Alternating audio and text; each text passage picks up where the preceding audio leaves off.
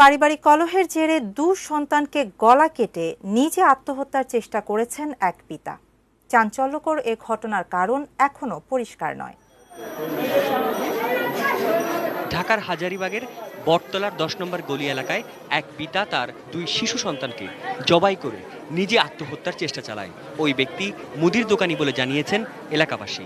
হঠাৎ চিৎকার আর কান্নার আওয়াজে এলাকাবাসী তাদের উদ্ধার করে।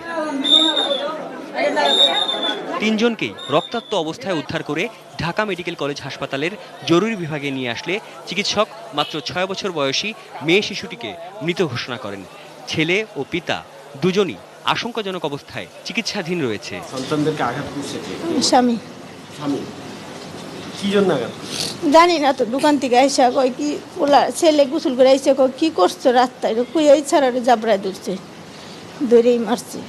ঠিক কী কারণে একজন পিতা তার সন্তানদের হত্যার মতো জঘন্য কাজ করতে পারেন তার তদন্তে নিজেদের সর্বোচ্চ উদ্যোগের কথা জানিয়েছে আইন শৃঙ্খলা বাহিনী।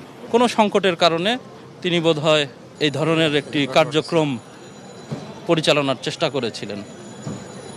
আর বিস্তারিত আমরা তদন্তের মাধ্যমে জানতে পারবো, পরবর্তীতে আপনাদেরকে আমরা জানাতে পারবো। সাদাত হাবিবি, সেতু, এটিএন নিউজ, ঢাকা।